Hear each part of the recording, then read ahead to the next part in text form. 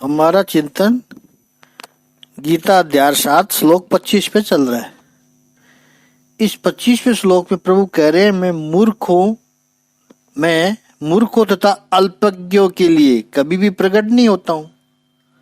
उनके लिए तो मैं अपनी अंतरंगा शक्ति द्वारा छुपा हुआ रहता हूँ, योग माया द्वारा छुपा हुआ रहता हूँ। अतः वे ये नहीं जान पाते हैं कि मैं अजन्मा हूँ तथा अविनाशी हूँ। माया के मुख्यतः 4 रूप है, ये हमने देखे। पहला योग माया। योग माया का वर्णन हुआ है तो ईश्वर के साथ हमें जो जोड़ती है वो योग माया है। योग शक्ति से उसे जाना जा सकता है, वो योग माया है। योगी जब ध्यान मग्न होते हैं, समाधि में होते हैं, तब उन्हें परमात्मा में एक रूपता करती है, वो योग माया है। दूसरी देवीय माया, जो हमारे भीतर ही डिवाइन क्वालिटी को प्रकट करे। 27 डिवाइन क्वालिटी होती है, उसमें कुछ है निर्भयता है, दान, आत्मशुद्धि, अहिंसा, क्रोध विहीनता, दया इत्यादि। जो डिवाइन क्वालिटी है, जो देवीय संपदा हमारी है, भगवान कहते हैं वहां ये तेरा वो मूल स्वरूप है अर्जुन, ये डिवाइन क्वालिटी। उसके साथ जो हमें मिला दे, वो हमारे गुणों को जागृत करती है, वो हमारी डिवाइन क्वालिटी प्रकट हो ऐसा वातावरण बनाती है, वो देवी माया है। तीसरी है महामाया, जिसको हम प्रकृति कहें। जिस माया के कारण इस ब्रह्मांड की उत्पत्ति, स्थिति और लय होता है, वो महामाया है। इसे हम मूल प्रकृति भी कहते हैं। शिव शक्ति का आधार लेकर वो सर्जन करती है, वो महामाया है। और चौथी है मोह माया, जो मोह करती है, जो डिल्यूजन में ले जाती है। जो आप माया के लोगों के मुख से निंदा सुनते हो, यही मोह माया है। जो जहां नहीं है वहां वो है, ऐसी भ्रांति कराती है, ऐसा आभास कराती है, वो है मोह माया। संसार में सुख नहीं है, लेकिन मोह माया बताती है कि संसार में सुख है।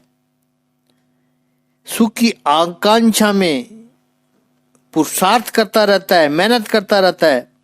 परिणाम मिलते हैं तो कुछ समय के लिए उसको सुख की भ्रांति होती है, आभास होता है, बस गुदगुदी सी होती है थोड़ी सी, लेकिन वो अंतवंत है, टेम्परेरी है।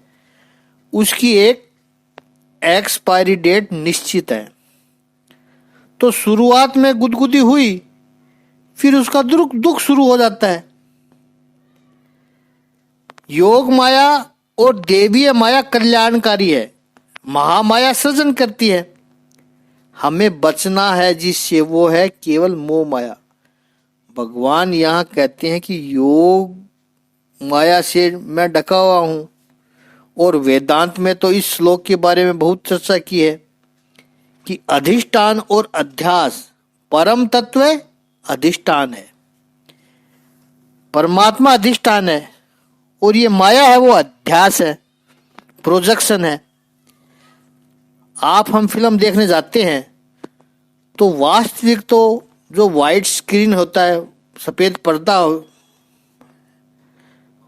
होता है, वही है, वो सफेद पर्दा ही वास्तविकता है।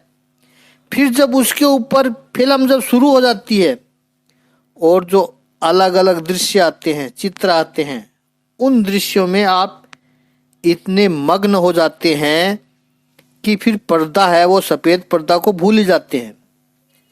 जितने आप फिल्म में इन्वॉल्व हुए, उतना उस सफेद पर्दे को भूल जाते हो। दोनों तरफ से सफेद पर्दे को भूलते हैं तो ही फिल्म का आनंद आता है। दोनों तरफ से भूलना ही पड़ेगा, वरना आनंद नहीं आएगा। फिल्म का आनंद ले सकोगे, यदि सफेद पर्दा ही ढूंढते रहोगे तो फिर फिल्म का आनंद, फिल्म का जो मजा है वो कम हो ही जाएगा। अपने आप कमजोर हो जाएगा। वस्तुतः फिल्म व्यर्थ लगेगी। आप तो सफेद पर्दा ढूंढोगे। ईश्वर को जो ढूंढते हैं उनको स्वभाव से संसार व्यर्थ लगने लगता है। लेकिन फिल्म में जो मग्न हो गया, इतना इन्वॉल्व हो गया, एनग्रोस हो गया, तल्लीन हो गया, वो सफेद पर्दे के बारे में भूल जाता है। इसी तरह संसार में जो इन्वॉल्व हो गया, एनग्रोस हो गया, मग्न हो गया, वो अधिष्ठान रूपी ईश्वर को भूल जाता है। फिर वो कभी ईश्वर के बारे में सोचता ही नहीं है। पास में कोई बैठा हुआ कहे कि सफेद पर्दा नहीं दिख रहा है तो वो यही कहेगा, छोड़ यार, फिल्म देख कितनी मजेदार है, देख वो हीरोइन कितनी सुंदर है, बगीचा कितना सुंदर है, हीरो कितना स्मार्ट है। वो उसी फिल्म में मग्न है। ये मूढ़ता है। मूढ़ोयम ना भी जानाति। भगवान कहते हैं कि यह मूढ़ व्यक्ति मुझे नहीं जानता है। जैसे भगवान श्री कृष्ण जब विद्यमान थे तो उन्हें भगवान के रूप में समझने वाले व्यक्ति बहुत थोड़े थे। भीष्म, विदुर, द्रौपदी, पांडव आदि और भी कुछ अन्य लोग उन्हें परमेश्वर के रूप में जानते थे, किंतु सभी ऐसे नहीं थे। तो प्रभु अभक्तों और सामान्य व्यक्तियों के लिए प्रकट नहीं थे। अल्पज्ञ भक्तों के लिए प्रभु अपनी योग माया शक्ति से आच्छादित रहते हैं, छुपे हुए रहते हैं। श्रीमद् भागवत में माँ कुंती अपनी प्रार्थना में कहती है कि भगवान अपनी योग माया की आवरण से आवृत है, अतः सामान्य लोग उन्हें समझ नहीं पाते हैं। ईशोपनिषद में इस योग माया का आवरण की पुष्टि की है ऋषि ने, जिसमें भक्त प्रार्थना करता है कि हे भगवान, आप समग्र ब्रह्मांड के पालक हैं और आपकी भक्ति ही सर्वोच्च धर्म है। आपका दिव्य स्वरूप योग माया से आवृत है, इसलिए हे प्रभु अपने इस तेज को हटा ले, क्योंकि यह आवरण आपके सच्चिदानंद विग्रह के दर्शन में बाधक है। प्रभु अपनी अंतरंगा शक्ति से आवृत है, जिसके फलस्वरूप अल्पज्ञानी परमेश्वर को नहीं देख पाते हैं। भगवान कृष्ण न केवल अजन्मा है अपितु अव्यय भी है, यानी अविकारी है। वे सच्चिदानंद स्वरूप है और उनकी शक्तियां अव्यय है। अब 7वें अध्याय का 26वें श्लोक देते हैं, एक एक चरण। वेदाहम समतीतानि वर्तमानानि चार्जुन भविष्याणि च भूतानि मां तु वेद न कश्चन। इस 7वें अध्याय के 26वें श्लोक का शाब्दिक अर्थ है, हे अर्जुन, श्री भगवान होने के नाते मैं जो कुछ भूतकाल में घटित हो चुका है, जो वर्तमान में घटित हो रहा है और जो आगे होने वाला है, वह सब कुछ जानता हूँ। मैं समस्त जीवों को भी जानता हूँ, किंतु मुझे कोई नहीं जानता है। भगवान कहते हैं, अर्जुन, फर्क ये है कि समतीतानि वर्तमानानि भविष्याणि, अतीत, वर्तमान और होने वाले प्राणी मात्र को, भूतानि प्राणी मात्र को अहम वेद, मैं जानता हूं, पर माम तु वेद न कश्चन, इन सभी को जानने वाला ऐसा मैं हूं, लेकिन मुझे कोई नहीं जानता है।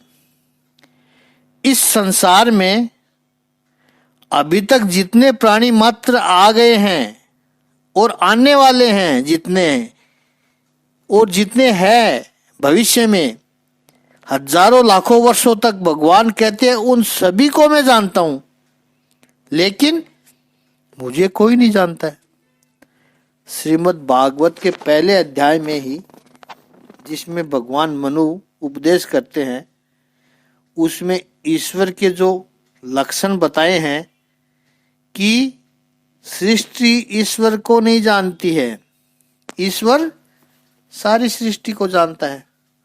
और यहां भी भगवान कहते हैं कि मैं सभी को जानता हूं, कोई मुझे नहीं जानता है। ये माया का खेल है। अब कुछ लोग कहेंगे ये कैसे हो सकता है?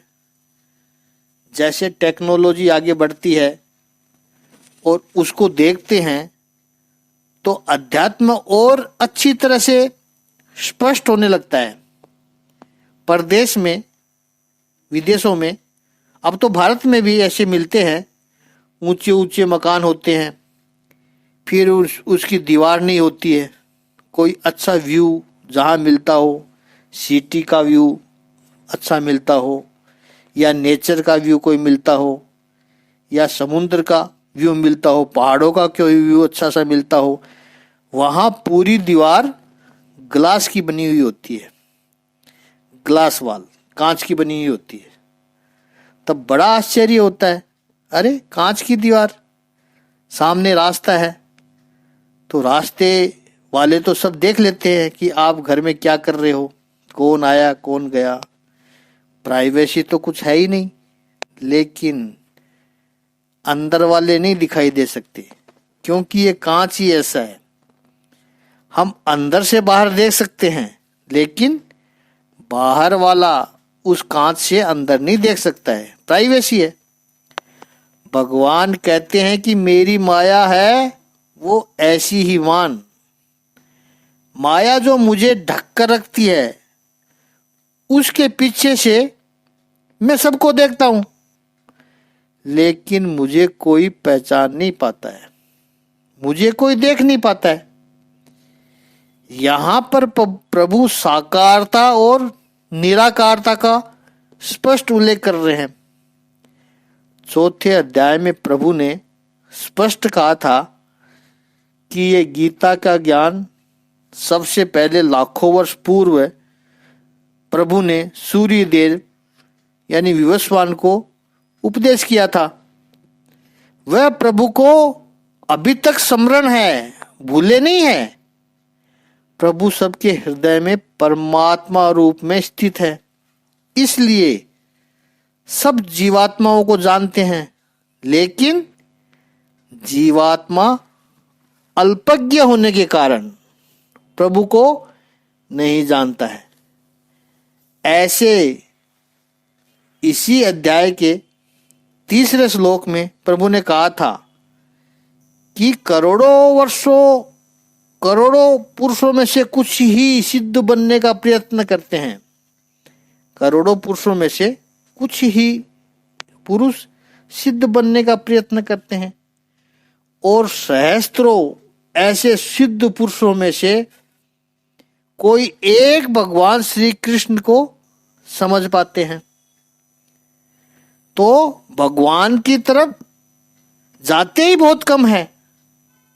भगवान ऐसा नहीं कि दुर्लभ है, भगवान दुर्लभ नहीं है, उधर व्यक्ति पहुंचता ही नहीं है। आगे का चिंतन कल करेंगे। ओम श्री सच्चिदानंद भगवान की जय। ओम श्री आनंद कंद भगवान की जय।